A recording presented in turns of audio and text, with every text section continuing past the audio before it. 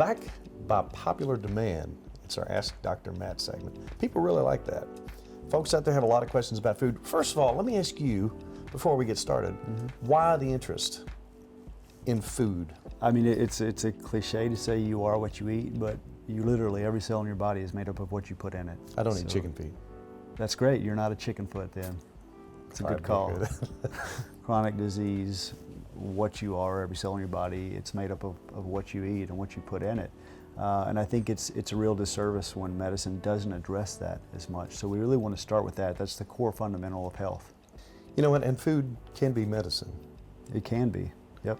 You know what, I'm only wearing these glasses not because I can see, because I want to appear more studious when I'm with you. It's working. Now that I'm 30, I don't want to, anyhow.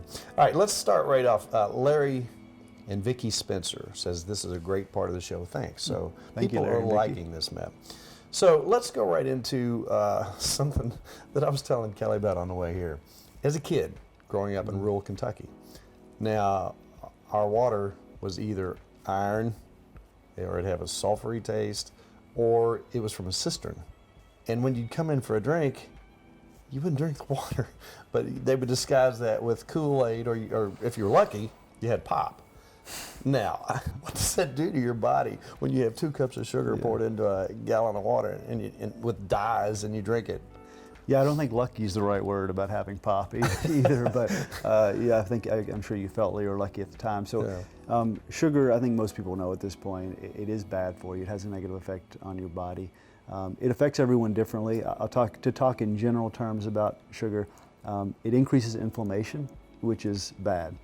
So we know it's excess calories lead to weight gain and insulin resistance, which are all bad things, but inflammation itself, a lot of people are using the term inflammaging now, because inflammation is what determines how quickly you age and how quickly you get all the chronic diseases of aging: heart attack, stroke, cancer, Alzheimer's and dementia. All of these things are driven by chronic inflammation, and sugar increases your body's level of inflammation.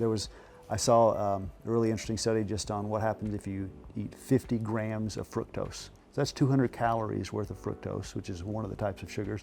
And 30 minutes later, your levels of CRP, which is a marker of inflammation, are elevated just from that 200 calories. 1 soda a day, I've seen studies showing that 1 extra sugary soda a day increases your chronic inflammation. And we have multiple studies linking increased sugar consumption to cancer. Doesn't it feed cancer? I mean, so a lot of cancers do feed, particularly on glucose. So yeah, it can speed up the progression as well. Sugar is never going to benefit your health, right? But to take it in small doses. I don't want to ruin people's life by telling them they can never have sugar again. But the less, the better for your health, pretty much. I mean, that's the rule in general. And there are good sugar substitutes you can use as well. And what are those? Well, just to be clear, a lot of the sugar substitutes aren't great. Stevia is usually the one that I recommend to people. It's probably that has the least negative effects for you. Let me ask you something. Is sugar technically addictive? It depends on how you define addictive. Absolutely. I mean, I think anybody that eats sugar would tell you they crave it, right. And that craving means it's probably addictive. There are functional MRI studies that look at the brain when you have sugar, and some of the similar regions light up as when you do cocaine or heroin. So it could be classified as addictive, but everything, it's on a spectrum. Is it addictive as smoking? No. As addictive as heroin? No. But people do crave it when they don't have it if they're accustomed to it. Okay, Becky Warner-Ivy says she was diagnosed in September with type 2 diabetes with A1C of 7.8. I've changed my diet and I have A1C of 5.4. What else can I do to be able to discontinue metformin? First off, that's an incredible improvement. I want to commend Becky for that. 7.8 to a 5.4 is a big difference. So whatever she's doing is working. What I would say in general, everyone is different on how we're going to lower hemoglobin A1C with diet and exercise. So it depends on the situation, but what she's doing is working so well that I'll just say continue it.